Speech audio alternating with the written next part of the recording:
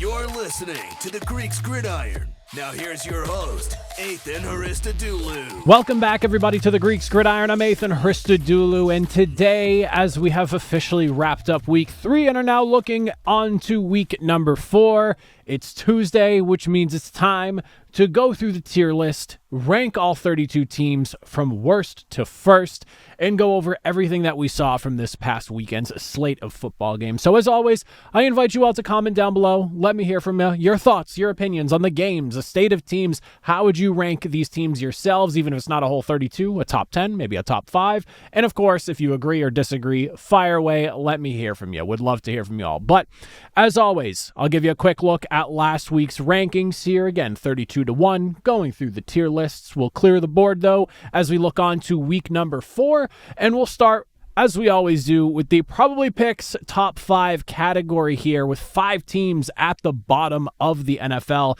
beginning with the Saints, followed by the Dolphins, the Titans, the Jets, and then to round out the group, the Panthers, coming off a massive 30-0 blowout victory over a division rival. But we'll start with the Saints. As I've been saying, to be quite honest, I don't spend a lot of time with New Orleans when it comes to these weekly recaps because they are where I expected them to be, and I will continue to expect them to be, and that is going to be a team on the fast track to getting their next franchise quarterback in this year's upcoming draft. You have a 44-13 loss to Seattle, where everything that could have possibly gone wrong literally went wrong in this game, and that's kind of how I foresee the Saints season going for the remainder of the year. Maybe a few more close games here or there, a victory or two, but I feel like Saints right now, front runner for number 1 overall, and if they're not number 1, they're probably picking somewhere in the top 5. Right in front of them, the Miami Dolphins. Mike McDaniel obviously surviving week number 3 as the conversation got a little bit noisy about whether or not he may be able to survive the longer extended week and maybe getting himself fired from the team depending on how things got, with the Buffalo Bills obviously being a far superior team than them. A lot of people expected a potential blowout. That being said, he survived, did not get fired. He is still the head coach of the Miami Dolphins, and the game was, for better or for worse, a much closer affair than I think a lot of people anticipated. Credit to Miami. This is basically what I talked about in my preview going into the game.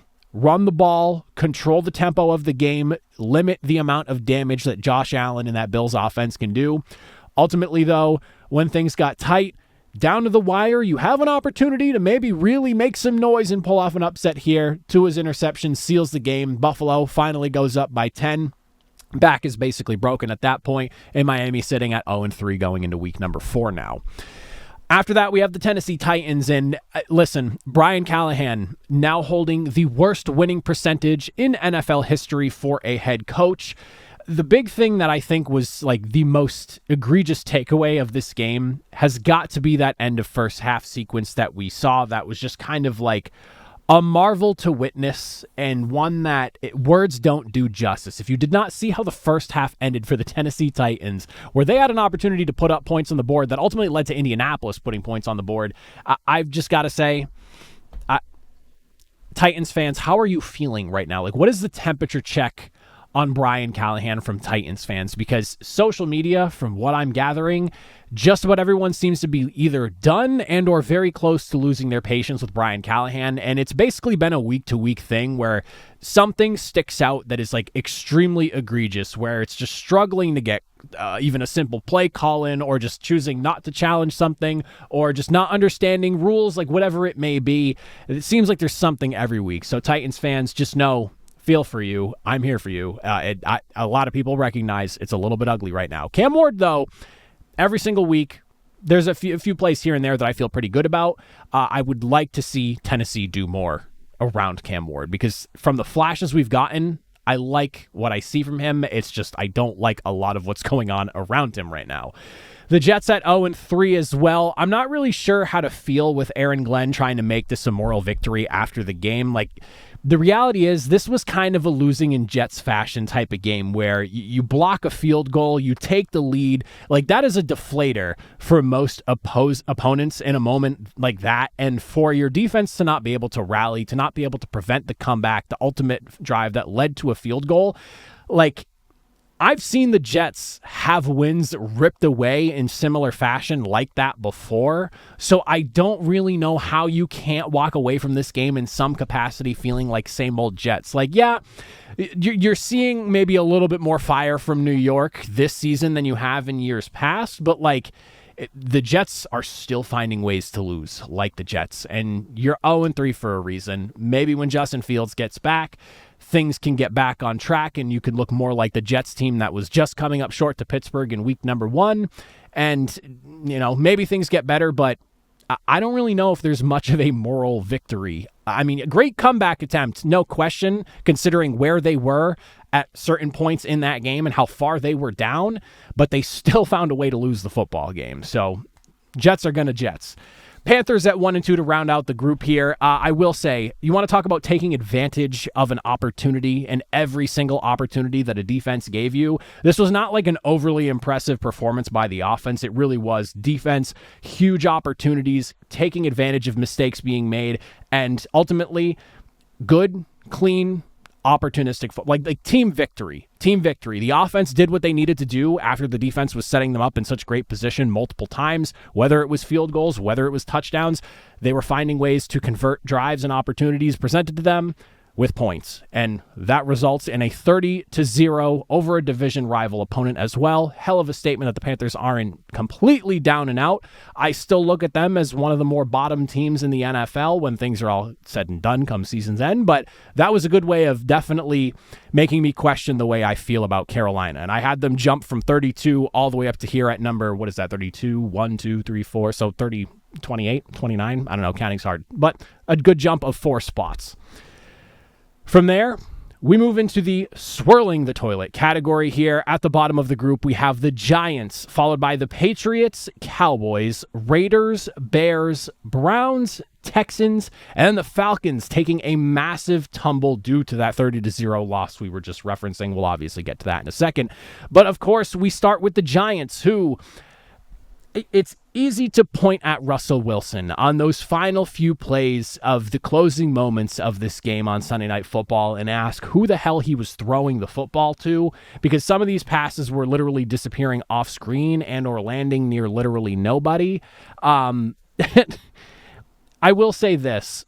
I'm kind of curious as to why there wasn't more of an attempt to maybe, run the football in that situation, but ultimately, it is what it is. If you want to take a bright spot out of this game, I think Cam Skadaboo will be entertaining in the opportunities that he should see. Obviously, you're hoping the best for Tyrone Tracy, but Cam Skadaboo did look good in some of the spots he had in this game, and I'm very curious for when we finally get to see Jackson Dart, because as of me recording this, Brian Daboll's been non-committal at what's going to happen with quarterback. His comments were very reminiscent of basically the very moment when they decided to ultimately move on from Daniel Jones last season. So very eerily similar comments, maybe just some different words, but very similar. And you have to wonder when the right opportunity is to have Jackson Dart come in, because when you look at the upcoming games in the schedule versus the Chargers, so at home, but a tough opponent, going into New Orleans, one of the loudest stadiums in the NFL, a raucous crowd, but a weak opponent. You then have versus the Eagles, at Denver, who, yes, at 1-2 poses one of the scarier defenses in the NFL, and then at Eagles. So, you have maybe one okay opportunity where you debut your rookie quarterback on the road, but then you're just talking 3 games back to back to back. That would be an extremely tough stretch for Jackson Dart to have to deal with. So I don't really know what the right answer is there. Maybe it is in 5 more weeks you decide to go to Jackson Dart, but I don't know if New York, especially the Giants fans, could stomach another 5 weeks of what we're getting from this Giants team offensively. The Patriots right above them, one of those teams that just, felt like when you're watching them play on Sunday, they just don't really want to win this game, and it's all about the turnovers. I mean, you nearly doubled, the Steelers' offensive output altogether. I mean, you had 9 more first downs, nearly twice as many yards, but you have an interception from Drake May. You have 4 fumbles on top of that, another one being from Drake May, 2 from Ramondre Stevenson, and Antonio Gibson fumble as well. It just felt like they did not want to win that football game, and the Steelers, to their credit, making some big plays and big opportunities. Would have liked to see more from the offense, but I think that goes to show you that this Patriots defense, as it continues to settle down, might actually be a pretty good unit, and when Christian Gonzalez is back in the fold, there'll be even more to be excited about with that group there. But just ugly performance offensively for New England. And now you have Carolina up on the schedule next. And after the way they treated Atlanta at home last week, yeah, granted, Carolina will be on the road in this one in Foxborough, but I don't think that the Carolina game is as sure of a thing of a bounce back opportunity as Patriots fans want to make it seem like. Again, Carolina coming off a 30-0 victory. They've got to feel pretty good about themselves right now. They're in the midst of what they're hoping is a bit of a turnaround after the spark Bryce Young had last season, or towards the back half of last season. So they're probably thinking of this game the same exact way the Patriots are about them. Both sides not in the greatest of spots, and both thinking this is a good get-right opportunity for us here. So I'll be very interested in seeing how that game plays out this week. Cowboys right above them. Cowboys defense basically made Caleb Williams reach his literal ceiling as a quarterback in the NFL. That was it. I don't know if that's the best game Caleb Williams has done or had so far this season, but if it's not, it's got to be somewhere up there. But I mean, a hell of a performance by him against that Cowboys defense that just looks like Swiss cheese. CeeDee Lamb is now hurt, and I don't really see how this gets any better. I mean, I'm not super high on Chicago. I'm not going to say that they're the worst team in the NFL. I think they have a good defense, and Caleb Williams is showing those flashes of what his upside could be, but he's also not been perfect. And then you come into this game and you look like you were outclassed by a team that's undefeated. So it is what it is. Bad things are happening for Dallas on both sides of the ball here. Like, I mean, if Dak Prescott's not throwing an interception, it's bouncing off the hands of a receiver like George Pickens and going into a defender's hands. So, like, it's getting ugly real quick. We'll see. There's plenty of time to turn it around, but just not a good start for Chicago. And that was, I thought that might have been like a coin flip game, but then in hindsight, I'm like, my God, like Chicago looked leaps and bounds better than the way Dallas looked in that game. So I don't know where Dallas really stands now. Raiders right above them. Unfortunate that Geno Smith can go for 3 touchdowns. Trey Tucker can have a basically career game, 3 touchdown performance, and then your defense and special teams just kind of fall on their faces and really let you down in this game. I mean, the Raiders have put back-to-back performances together of poor performances at that, with like completely opposite scenarios where it's like last week the offense just could not do anything. Geno Smith throwing interception after interception. And now on the flip side, the offense was actually fairly productive, but like your defense just completely falling apart. And you just had no ability to actually keep up with a Commanders team that was led by Marcus Mariota of all people, having him looking like a legitimate starter in the NFL again. So tough way for the Raiders to be. Bears right above them. Like I mentioned previously, talking Cowboys, I think we got a real glimpse of like what the upside of Caleb Williams can actually be when things are rocking and rolling. Rome Odunze continues to find success with Caleb Williams throwing him the football, and they're getting a real connection going. He keeps finding his way into the end zone. Defense making massive plays, taking the ball away 4 times in that one, including 3 straight takeaways in the fourth quarter. Like, talk about playing shut down defense in a game that wasn't necessarily close, but was a great way of just like, no, there's literally 0 chance you're coming back. We have this game locked up, and making an absolute statement. So real good win fight for the Bears. I was a little bit worried about them going into this game, and I picked against them. So shame on me for that one. Chicago shut me up big time, but that feels like a game that you could maybe build off of and turn around from, because it, again, from offense to defense, everything was just clicking, especially late in the football game defensively. Browns right above them. Going into the prediction for that game, I thought just talking about them, I thought Cleveland was going to maybe be able to create some problems defensively for the Packers, but I didn't think that their defense was going to be able to just create the nightmare that they did. Like, Jordan Love looked like he had never seen a defense like that before in his life. And I mean, the pass rush was heavy. It was aggressive. You have Quinshon Judkins, who looks really, really good in his second game so far on the offensive side of the ball. The offense is a mess, don't get me wrong. And I don't really think that this spells too much for Cleveland. If it tells me anything about the Browns, it's that you can't just flat out count them out, and that this defense is still extremely good. And the Browns will be that team as they try to figure out what the future of what their offense is going to look like, especially at quarterback. They'll be a thorn in team side every single week. And we've seen it twice now. Yeah, the Ravens kind of, kicked them in the teeth in the second half, but that first half was close. And week 1 and week 2 now, really tight affairs. They ultimately lost the first game, but they ultimately won this one against a team that a lot of people are picking for the Super Bowl right now. So I could see the Browns being a bit of a pain with how good that defense looks. Texans above them, just a devastating loss for Houston. The offensive line continues to be a problem, but I feel like it's almost starting to spread across the team now in other ways. And I have like legitimate concern about the state of CJ Stroud, like mentally trying to deal with the pressure that is coming with this offensive line and the possibility that maybe he is regressing because of it. It's been a long, going on like 2 years now of not having good, solid protection that you can count on to allow CJ Stroud to do what he does best from the pocket. And you combine that with the interception he threw that basically sealed the game. You had the fumble from Nico Collins when Houston was making a push to maybe steal the game away. I'm a little bit worried about what's going on in Houston. They're 0-3, and I have them above a handful of teams that have at least one win because I still believe in CJ Stroud, and the defense over there is one of the best in the NFL. Like, they're losing games by a hair every single week, so they're in it. They're not getting blown out, but I think that there is some real cause for concern right now with what's going on the offensive side of that football, especially up front, and it's something I feel like I keep hammering every single week, and it's out of necessity. Falcons above them, Michael Penix looked like a young quarterback, I think, to put it nicely. 2 bad interceptions. Wide receivers struggled.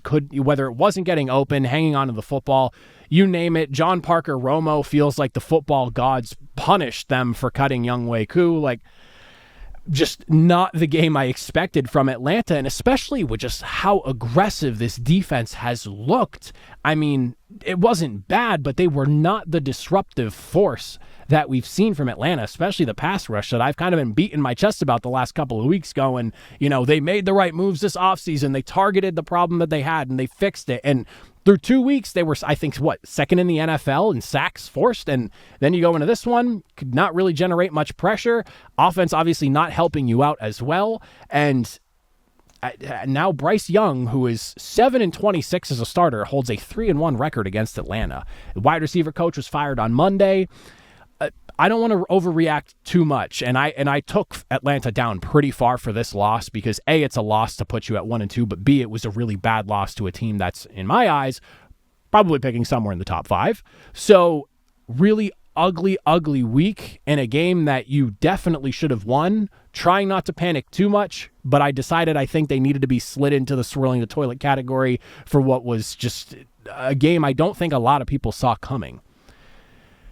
Moving into the Jeff Fisher 500 Club, this is probably one of the smaller 500 clubs I've had ever since we started doing the tier list, but at the bottom of it, Bengals at 2-1, Jaguars right above them, also 2-1, a lot of 2-1 teams in here. Jaguars above them, though, Cardinals, Vikings, and then the Seahawks rounding out the group with a lowly 5 teams, one of the smaller 500 clubs that I have ever put together, if I'm remembering correctly. For the Bengals, this was worst case scenario.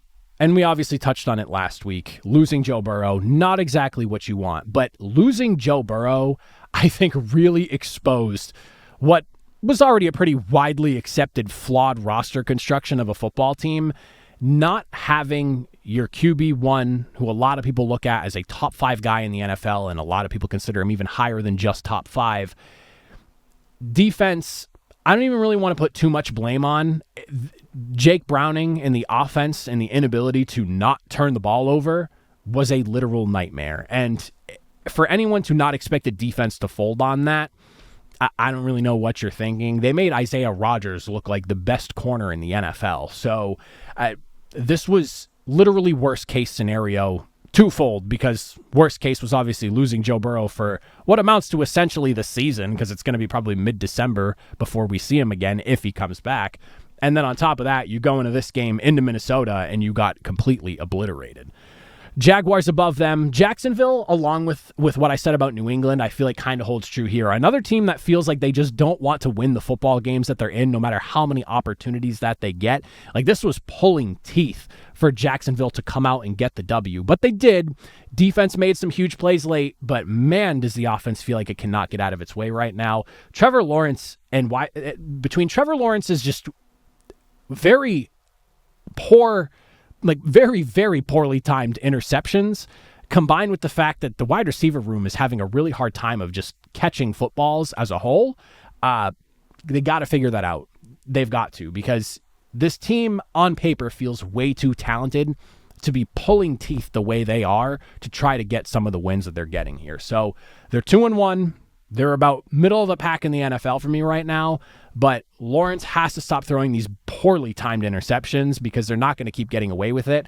And on top of that, the wide receivers have got to hang on to the football, and these guys have got to get open. Cardinals above them, not capitalizing on an interception and safety back-to-back that late in the fourth quarter.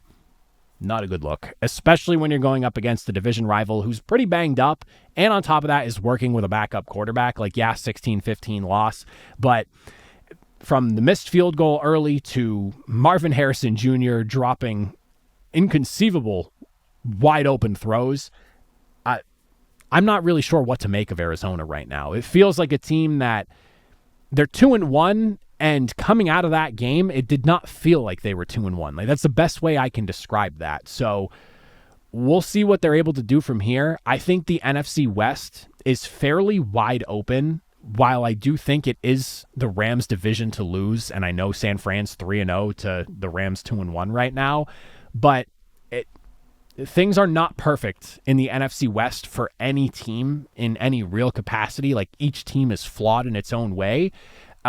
So Arizona has plenty of opportunity to steal this division away as the season unfolds, but not if their offense looks the way it has. So they got to clean that up. They got to get more consistent. Got to have it plays like a wide open Marvin Harrison pass that was 20, 30 yards downfield, nobody near him, and it was just inexplicably dropped. Things like that have got to get cleaned up. Vikings, like I mentioned with Isaiah Rodgers earlier, finishing the day, and if you like PFF's grading or not, is not really the point here. It's just the fact that they gave him their first ever 99.9 graded, which is, I'm surprised that that's the first one. I feel like they've been around long enough that had to have happened at least one time before, but Isaiah Rodgers, unbelievable. One thing I do think that is really worth pointing out, though, was left tackle Christian Darrisaw's return. A stonewall on the blind side for this offense. Great for the time being while you're rocking with Carson Wentz, who seems like he's going to be playing quarterback for a little bit of time, but ultimately great for the long term whenever J.J. McCarthy's eventual return happens. And this team is also getting Jordan Addison back. So complete just decimation of the Bengals at home.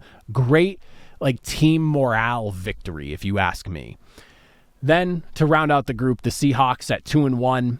One of the most complete team performances I think we've seen of the season. And against a Saints team that is where they stand in my eyes as the worst team in the NFL right now, as you should type of game. Sam Darnold was efficient. Kenneth Walker found success running the football. Torrey Horton, 95-yard punt return for a score. And on top of that, I believe he caught a touchdown pass as well. Special teams had a blocked punt on.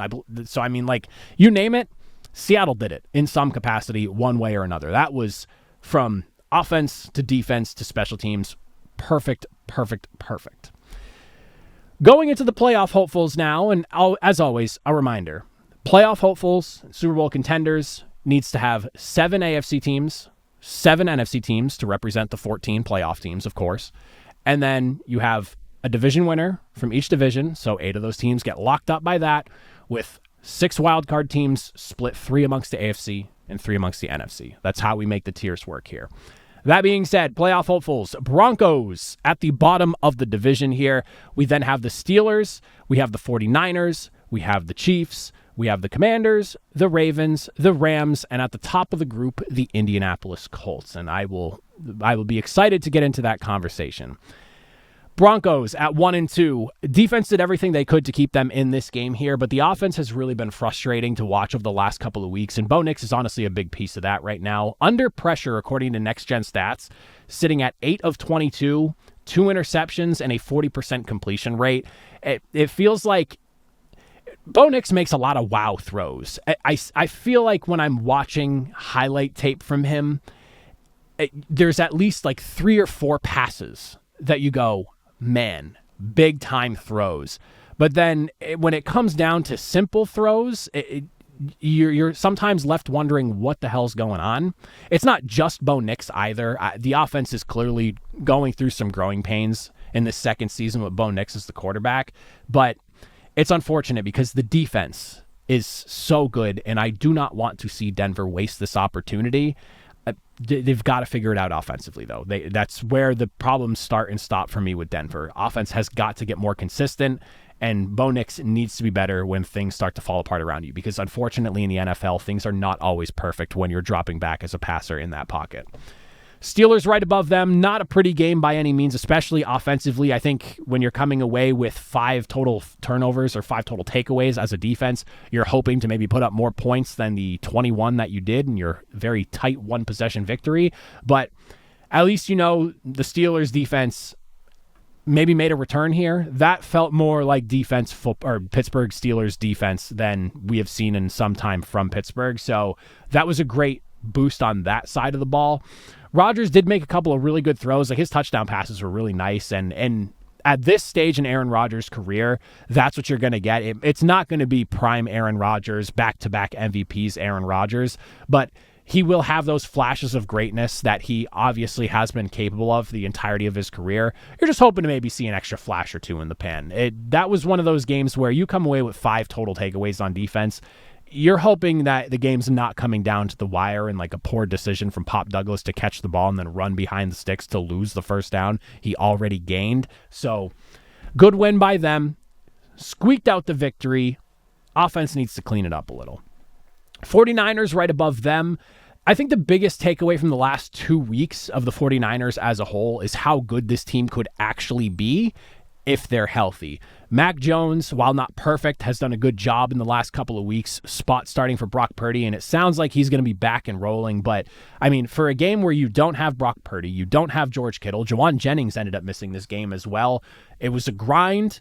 It was not the game. It's rock fights is what everyone seems to be calling it. It's rock fights that the 49ers have been getting into the last couple of weeks. This is a team that is built clearly to be very deep and still be able to win despite the current state of the roster. Losing Nick Bosa, though, definitely complicates things. And I almost wanted to have San Francisco a little bit lower, and we'll see what this team looks like minus him on the defensive side of the football, but that is definitely one to watch. Great work by San Francisco grinding out these first 3 games and in what feels like an impossible situation, losing your quarterback week number 1. But as it currently stands right now, they might just be built to withstand that loss. I'm not sure. We'll find out as we go. I'm not ready to stamp anything on San Fran, but they are 3-0 and leading the NFC West, so I think they do deserve some credit at the very least for that. But it sucks because it's a victory, but it almost feels like a loss if you're losing one of the best players on your football team for the season. Chiefs right above them. I said last week, not all 0-2 teams are built the same. Kansas City definitely needed that win, and they actually dropped in the rankings this week despite their victory.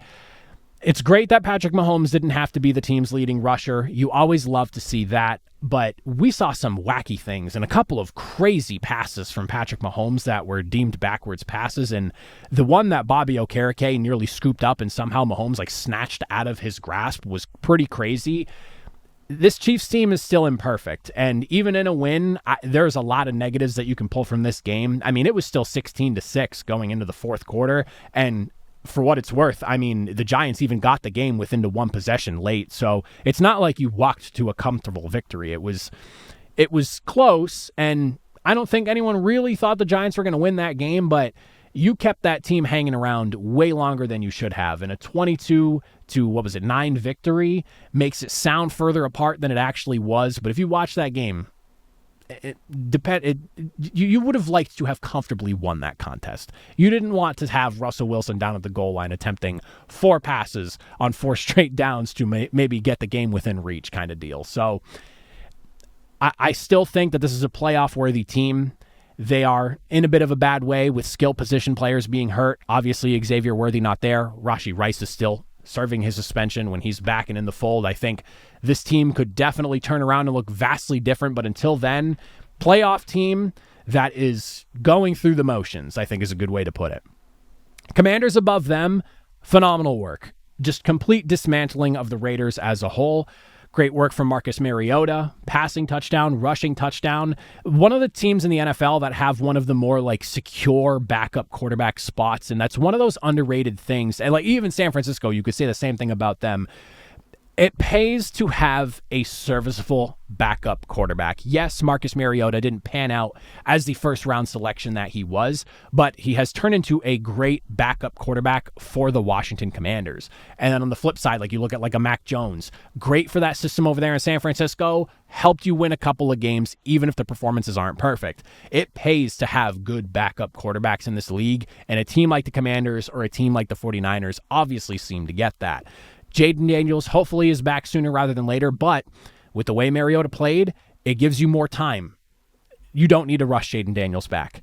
Let him heal. Let him get back to 100% or like 90, 95 if you want to try to get him back 1 week sooner, but you don't need to rush as much. Great team win. Defense, Bobby Wagner, Von Miller turning back the time. To go into this game without your starting quarterback and win, tip my cap. Every single time you see something like that happen, you always have to pay your respects. Ravens right above them. I've seen so much about people talking about Derrick Henry and fumbling in the fourth quarter and how many he has in the fourth quarter over the duration of his career. And I think that's a very easy spot to point at and go, WTF. I get it. I really do. But there were other instances in this game that left me kind of scratching my head. Lamar Jackson's fumble on 4th and goal, not the drive before the drive they scored on right before halftime. Like, what was that? Like, let's point to something like that where you have an opportunity to score there, and then what happened? 3 and out for the Lions. You got the ball back. You could have went and scored again. You could have gone into halftime with the lead, 21-14. Like, that drastically shifts the pacing of that football game. That's just one other instance of, bad things happening to the offense, not just Derrick Henry. The real culprit of this game, though, and of the Ravens' season so far, is this defense.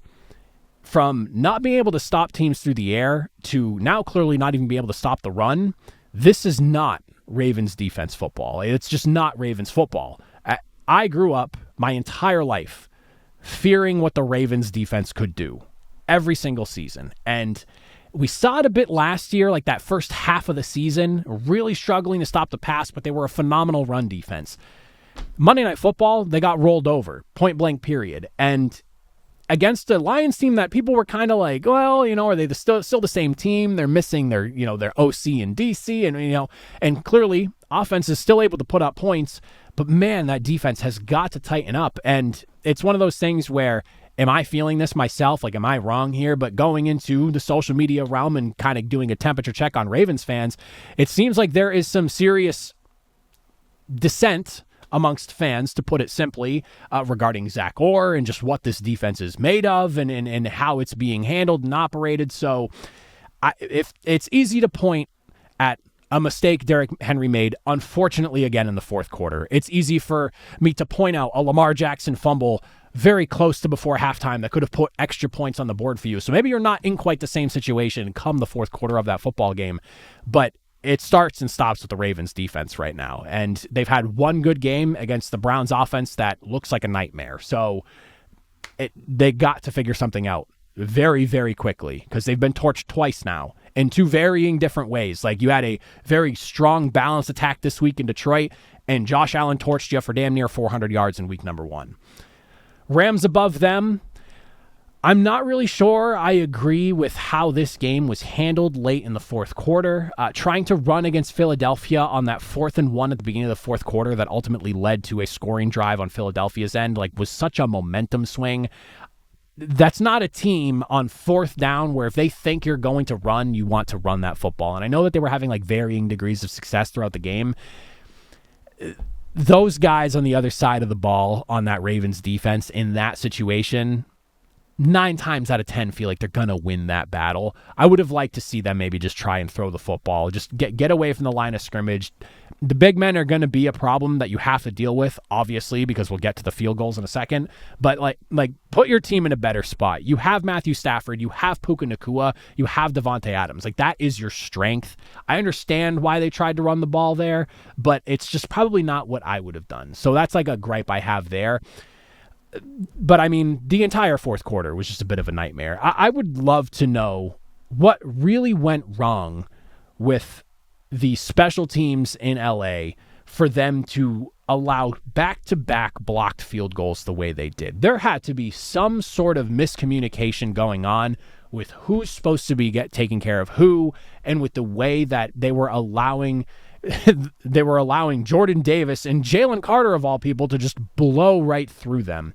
That's not something you really ever see, and I don't think we'll ever really see again. That feels like a once-in-a-lifetime type of thing, and talk about a swing to lose a football game, but I still like the Rams overall. If they could have finished that game, that was a potential real convincing win. I think this is a for sure playoff team that can clearly hang with the best of them, but a coach that going into that game, I said, if I want to see a guy win a chess match against Philadelphia, I'm going to take Sean McVay. Sean McVay lost the chess match, unfortunately, and not a great look, but I still believe in the Rams. I still think they're a great football team. I think they're still built to win, and I'll be looking forward to potentially seeing the Rams and Eagles down the line playing again for a third time, because it's the second, the Rams have now given the Eagles two of their best games over the last couple of seasons, from the just absolute dog walk to the Super Bowl that the Eagles had last year to now this season, where they had Philadelphia down in what should have been dead to rights, but they just could not finish. So looking forward to seeing if that matchup plays itself out come January. Now the Colts. I owe an apology to Indianapolis. I grew up a Colts fan. I'm a very angry Colts fan that, I sometimes just don't even refer to myself as a fan. The Andrew Luck retirement stings, and I'm still mad about it. It was my peak fandom as a teenager growing up, and it's just one of those things that I've been mad about ever since. And I've not really necessarily agreed with what we've seen play out in Indianapolis over the years. I did not buy the Daniel Jones signing. I don't think a lot of people did, to be quite honest. And through 3 games, 3-0, 0 turnovers. I believe it's 6 total touchdowns, 3 rushing, 3 passing for Daniel Jones, if I'm remembering correctly. I forgot to write that down for some reason. I meant to. Jonathan Taylor literally looks like the best running back in the NFL right now with the way he's playing.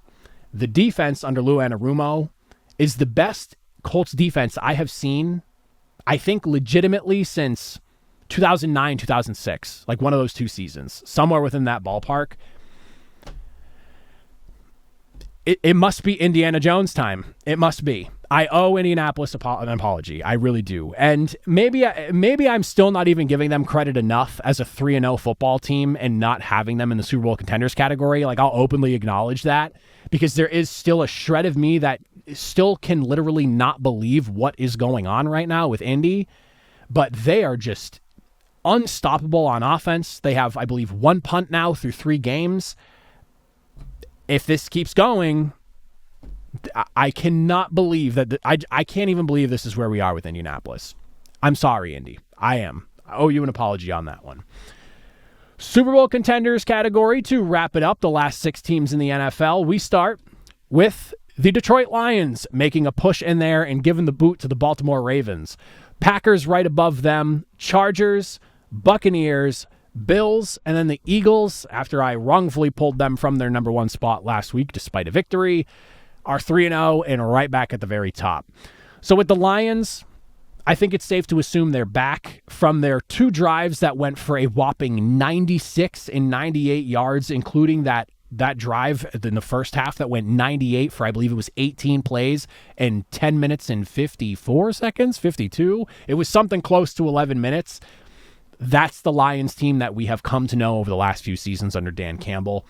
The defense is making massive stops when they need to, when it matters most. When it matters most. Tripping over my tongue there. Week 1 was definitely a scary look for them, but at this point now, it feels like they're starting to figure it out.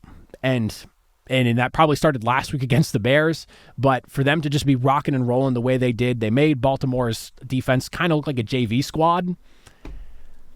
It seems like the Lions are all the way back. Ben Johnson's not there. Aaron Glenn's not there. It does not really matter. Still an extremely talented football team. Jared Goff is still playing at an elite level. You have the best 1-2 punch running back, bar none, in the NFL, and a wide receiver room that is about as stacked as anyone's, or just a receiving group of guys, because we got to include Sam Laporta and company in there as well. So just as far as receiving goes, they're about as stacked as anybody in that category as well. So Going to be a long season for teams if this Detroit Lions offense figures itself out and the defense is able to make the plays they are when it matters most. Packers right above them. Self-inflicted penalties, really untimely sacks. Offensive line was clearly overwhelmed. Jordan Love, sacked 5 times. The first sack of the game was literally on Green Bay's second offensive snap. Blocked field goal was absolutely backbreaking, and just one of those games where you're left wondering what the heck happened. If it really is that the Browns defense is just that good, then so be it. Like I said earlier, they could wind up just being a thorn in a lot of teams' sides and ruining a lot of teams' positioning within the playoff seeding, but a team that won't make it themselves because the offense is the way it is. Defensively, they looked great. It's just the offense seemed like they were not expecting what Cleveland brought to them. So tough look for them. They stumbled from number 1 down to number 4. I still believe in Green Bay as a team altogether. One of the more stacked rosters in the NFL, and yeah, that's an ugly loss, but coming off of that, I think the better question, rather than just is this team legit, would just be how do they respond to that type of loss. You got a big game coming up next week. Move on, move forward, respond. Right above them, Chargers at the number 4 spot here. Yes, number 4. Counting is hard. Offensive line battered, but LA still continuing to find ways to win. Hopefully they can get healthy there. Justin Herbert, to this point in the season, looks like the best quarterback in the NFL as far as passing the football is concerned. Maybe Josh Allen would like to have a conversation with that, and I think that is a fair conversation to have. But there is a fair conversation for Justin Herbert now. This team's 3-0, completely swept their division all 3 games, so good on them for positioning themselves extremely well come playoff time and when those seedings start to get decided. On top of that, I think that this game was quite a statement. It's a division rival, really good defense. Those are the types of games that in years past, prior to Jim Harbaugh, the Chargers do not win that football game. They do not come back the way they are, where they're getting manhandled. Again, tough day for the offensive line, battered and bruised. Justin Herbert, though, standing in the pocket, big man, dealing the way he was, like that strike to tie up the game 2020, incredible throw. And for them to be able to come away with the win, not a game Chargers win in years past prior to Jim Harbaugh. There's a lot of good going on in LA. Buccaneers, Baker Mayfield, Emeka Egbuka, and good defense. If those things continue to ring true the way they have so far through the first 3 weeks of the season, going to be a tough year for anybody playing Tampa Bay. They are rocking and rolling right now. Things got a little out of hand late. Do not get me wrong. The Jets had no business being allowed back into that game the way that the Buccaneers allowed them back in, and that does kind of scare me a little bit. But Baker has been unbelievably clutch this year when this team has needed it most, and it's been every single week. He has been able to come through and lead that final scoring drive and put points on the board as time is basically expiring. So hats off to Buccaneers, hats off to Baker Mayfield. Emeka Egbuka is unbelievable. Got to give my love to Bucky Irving as well, because I'm a big fan of his game, and what he's doing now as running back 1 in Tampa. On top of that, it'll be a tough team in the NFC to stop. Bills right above them, a little bit closer than you would have liked things to be late, but these are the games that a good team will win where maybe they're letting a bad team kind of hang around. Ultimately what the Packers did not do. But you let a team that is clearly far lesser than you kind of hang around, hang in there, but ultimately defense makes that big play. They go up 10, good night, 3-0. Josh Allen's MVP campaign is in full effect. James Cook earning his paycheck and then some every single week. Terrell Bernard, hero on the defense. I would have just liked to see, I guess, a more dominant game against the Dolphins team that is struggling right now, but it's a division rival. I'll let it pass. I'm not going to hold it against them. I have them number 2 in the NFL, so that is what that is. And then ultimately, the Eagles sitting at first place.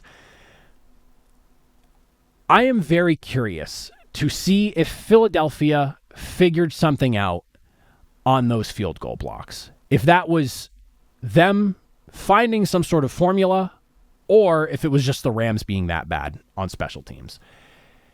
Eagles absolutely needed Jalen Hurts in this game, and for all the doubters, everyone who has everything to say about his ability to throw the football, if you want to credit his receivers for being as good as they are, for getting open and making plays, somebody had to throw them the football, and it was Jalen freaking Hurts. I'm so over people saying that he's not a top 5 quarterback in the NFL. And the way he led his team on a comeback like that on Sunday, one of the largest comebacks they've had since, I believe, that game against the Giants with the what was it, the Miracle in the Meadowlands, I believe is what it's called, if I'm remembering correctly. That was impressive stuff. And if you don't have Jalen Hurts or maybe like 2, 3, maybe 4 other guys, that comeback's probably not completed. Not a lot of quarterbacks are rallying their team and battling back and winning a football game like that. Again, short list of guys. There's maybe 4, maybe 5 other guys that you could count on to pull something off like that. And one of them currently out for basically the season in Joe Burrow. And the other guys, Mahomes, Allen, I guess Baker at this point because he's got 3 straight comebacks in 3 games. Maybe Herbert. Mahomes, Allen, Lamar, 6 guys that I could come off the top of my head. Short list of guys. Jalen Hurts gets it done, though. Helps get his team a W off the back of his arm, not just his legs.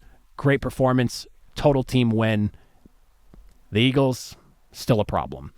Those are my power rankings, though, going into week number 4 of the NFL. As always, comment down below. Let me hear from you. Thoughts, opinions, fire away. Always love to discuss. But as always, if you made it to the end, I greatly appreciate it. I'll see you all on Wednesday afternoon for a Thursday night preview.